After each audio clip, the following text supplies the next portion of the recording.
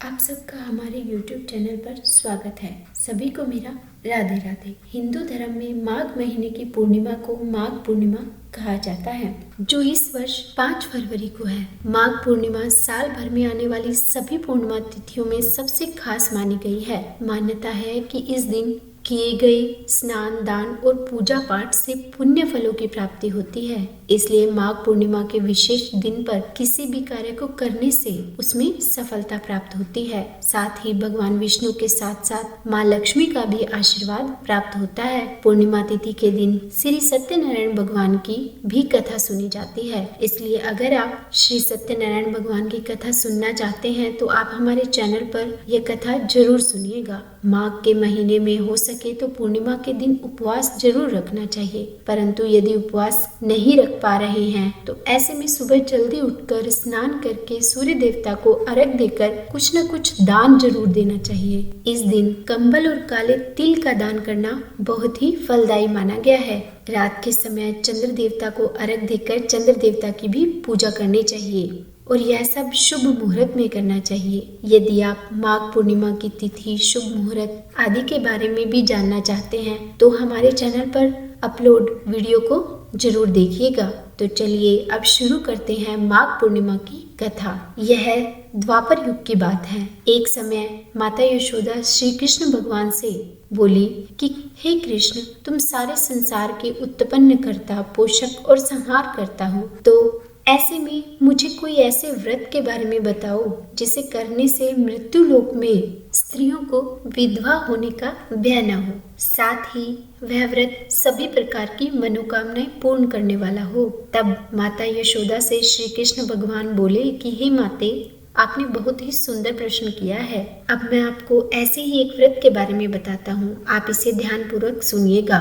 यह है पूर्णमासी का व्रत। पूर्णमासी का यह व्रत बहुत ही फलदायी है। सौभाग्य की प्राप्ति के लिए स्त्रियों को 32 पूर्णमासी का व्रत रखना चाहिए। यह व्रत रखने से उन्हें सौभाग्य, सुख, संपत्ति का आशीर्वाद प्राप्त होता है। यह व्रत अखंड सौभाग्य देने वाला है तथा इस व्रत को करने से भगवान शिव के प्रति मनुष्य मात्र की भक्ति बढ़ती है। ऐसे वचन सुनकर माता यशोदा ने श्री कृष्ण से कहा कि हे कृष्ण, इस व्रत को मृत्यु लोक में सर्वप्रथम किसने कहा था, इसके बारे में भी मुझे बताओ।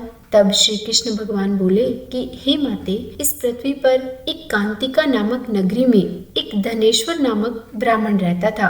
वह अपनी पत्नी के साथ बड़े ही प्रेम भाव से रहता था। उनके घर में धन धान्य की कोई कमी नहीं थी, परंतु उनके जीवन में बहुत बड़ा दुख था। उसका कारण यह था कि उनकी कोई संतान नहीं थी, जिसके कारण वे अत्यंत ही दुखी रहते थे। एक समय की बात है, एक बड़ा तपस्वी उस नगरी में आया। वह तपस्वी योगी उस नगरी में उस ब्राह्मण के घर को छोड़कर बाकी सभी घरों से भिक्षा मांगकर भोजन करता था। एक दिन उस योगी ने ब्राह्मण की पत्नी द्वारा दी गई भिक्षा को नहीं लिया और उन्हीं के घर के पास से किसी दूसरे घर से भिक्षा लेकर नदी किनारे जाकर वह उस भिक्षा में मिले भोजन को बड़े प्रेम से खाने लगा। धनेश्वर योगी ने जब यह सब कुछ देखा तो वह बड़े दुखी मन से उस तपस्वी के पास गया और उनसे पूछने लगा कि हे महात्मा, आप सभी घरों से भिक्षा लेते हैं, परंतु मेरे घर से क्यों नहीं लेते?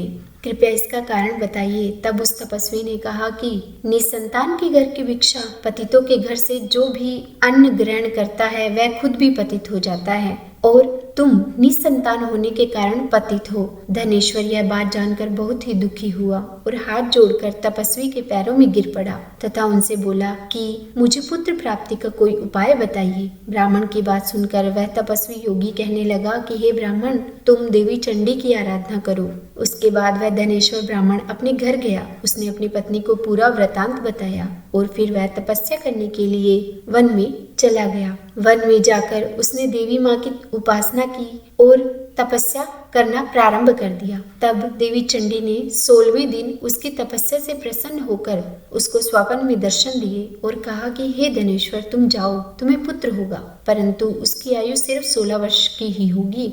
उसके बाद उसकी मृत्यु हो जाएगी। परंतु यदि तुम दोनों पति पत्नी मिलकर 32 पूर्णमासियों का व्रत पूरे विधि विधान से करोगे तो तुम्हारा पुत्र जरूर दीर्घायु होगा। तुम्हारी जितनी सामर्थ्य हो तुम उतने आटे के दिए बनाकर भगवान शिव का पूजन करना, और पूर्णिमा के दिन प्रातः काल तुम्हें इसी स्थान पर एक आम का वृक्ष दिखाई देगा। तुम उस पर चढ़कर एक फल ले लेना और अपने घर चले जाना तथा अपनी पत्नी को सारा वृतांत कहना, और ऋतु स्नान के बाद स्वच्छ होकर भगवान शिव का ध्यान करके उस फल को ग्रहण करने के लिए कहना। तब उसे भगवान शिव की कृपा से गर्भ ठहर जाएगा। इस प्रकार जब सुबह ब्राह्मण उठा तो उसने उसी स्थान के पास एक आम का पेड़ देखा। स्वप्न में मिले माँ के आदेश के अनुसार उस ब्राह्मण ने उस पेड़ से एक फल तोड़ लिया और फिर वह उस फल को लेकर अपनी पत्नी के पास गया और उसे खाने के लिए दे दिया। उसकी पत्नी ने अपने पति के कहने के अनुसार उस फल को खा लिया तथा भगवान के आशीर्वाद से वह गर्भवती हो गई। कुछ समय बाद उसे एक अत्यंत ही सुंदर पुत्र प्राप्त हुआ जिसका नाम देवदास रखा गया। पति पत्नी दोनों ने मिलकर पुत्र के जन्म का खूब धूमधाम से उत्सव मनाया। वे दोनों बहुत ही खुश थे। देवी चंडी की कृपा से वह बालक बहुत ही सुंदर, सुशील और विद्या में निपुण था। देवी की आज्ञा के अनुसार उसकी माता ने अपने पुत्र के लिए पूर्णमासियों का व्रत रखना प्रारंभ कर दिया था। जब वह 16 वर्ष का होने लगा तब देवीदास के माता पिता को बड़ी चिंता हुई। उन्होंने सोचा कि अगर उनके सामने उनके पुत्र की मृत्यु हो जाएगी तो वह यह कैसे सहन कर पाएंगे, और उन दोनों ने मिलकर देवीदास के मामा को बुलाया। सारा प्रबंध करके माता पिता ने काशी जाने के लिए देवदास को घोड़े पर बिठा दिया, परंतु यह बात उसके मामा को नहीं बताई कि देवदास की उम्र 16 वर्ष तक की ही है जो कि पूरे होने वाली है। और फिर उन्होंने उसको उसके मामा के साथ पढ़ने के लिए काशी भेज दिया। उधर धनेश्वर ने अपनी पत्नी के साथ पूरी श्रद्धा से अपने पुत्र की मंगल कामना और दीर्घायु के लिए 32 पूर्णमासियों का व्रत पूर्ण किया। कुछ समय के बाद एक दिन वे दोनों मामा भांजे रात्रि में विश्राम करने के लिए किसी गांव में ठहरे। उस दिन उस गांव में एक ब्राह्मण की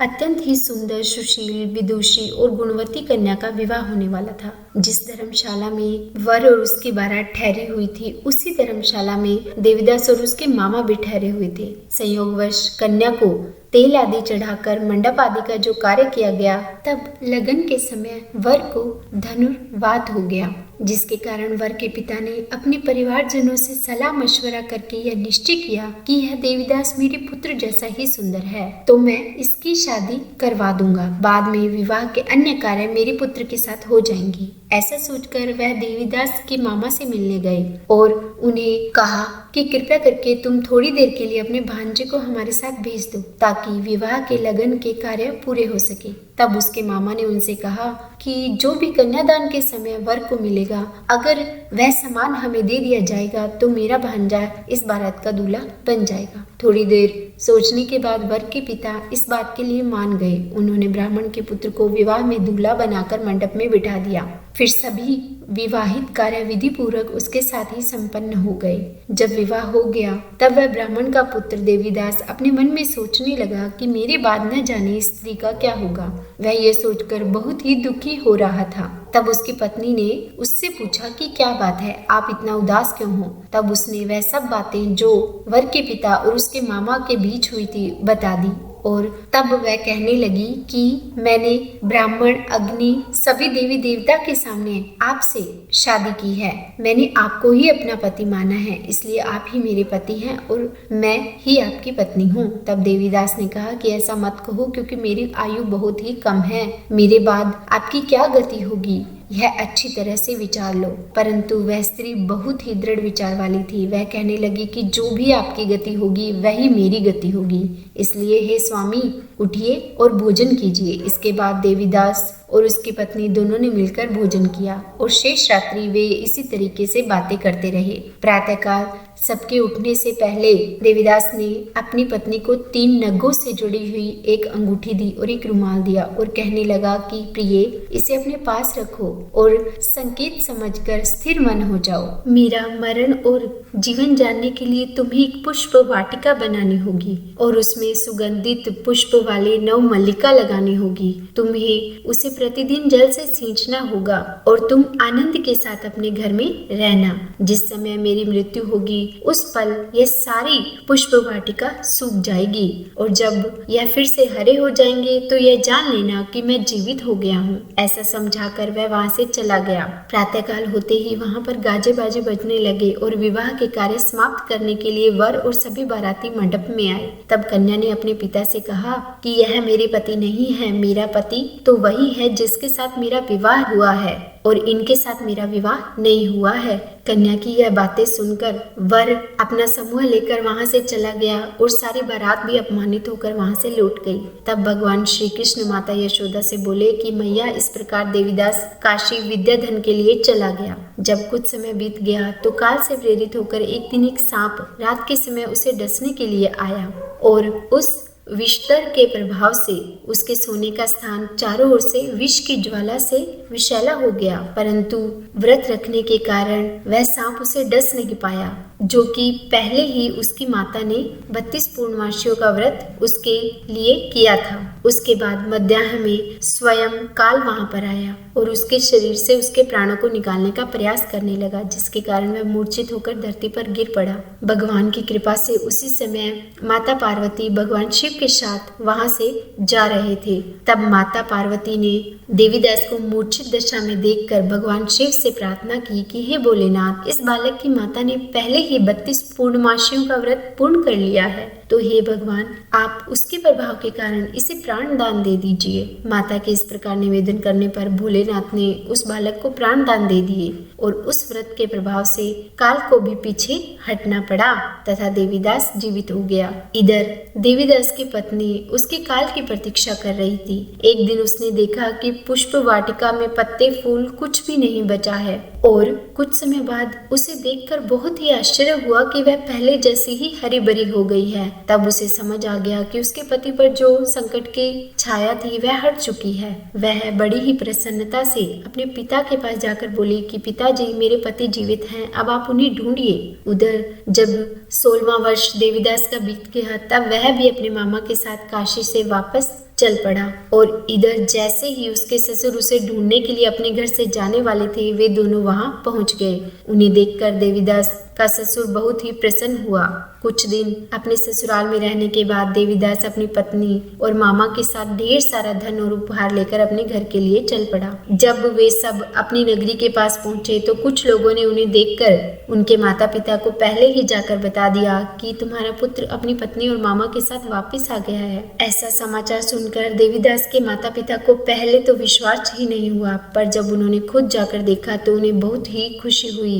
देवीदास ने अपनी पत्नी के साथ अपने माता पिता के चरण छूकर उनका आशीर्वाद प्राप्त किया। इस प्रकार देवीदास के माता पिता ने जब इस चमत्कार को देखा तो उन्होंने अपने घर पर बहुत सारे ब्राह्मणों को बुलाया और यथासंभव अपनी सामर्थ्य के अनुसार उन्हें दान दक्षिणा देकर प्रसन्न किया। भगवान श्री कृष्ण माता यशोदा से बोले कि हे माता, इस प्रकार 32 पूर्णमासियों के व्रत के प्रभाव से धनेश्वर को पुत्र प्राप्त हुआ और बाद में उसका पुत्र दीर्घायु भी हुआ। इस प्रकार जो भी स्त्रियां इस व्रत को रखती हैं वह जन्म जन्मांतर तक वैधव्य का दुख नहीं प्राप्त करती तथा सौभाग्यवती ही रहती है। यह मेरा वचन है, इसमें कोई संदेह नहीं। यह व्रत पुत्र और पोत्रों को देने वाला है तथा सभी मनोकामनाओं को पूर्ण करने वाला है और वे सभी इच्छाएं भगवान शिव की कृपा से पूर्ण हो जाती हैं। तो बोलिए श्री कृष्ण भगवान की जय। हे भगवान, अगर इस कथा को कहने, सुनने या हुकारा भरने में हमसे कोई गलती हुई हो तो हमें क्षमा करना। अगर आपको मेरी यह वीडियो पसंद आई हो तो लाइक एंड शेयर करें, सब्सक्राइब करें और कमेंट में राधे राधे लिखना बिल्कुल भी न भूलें। राधे राधे।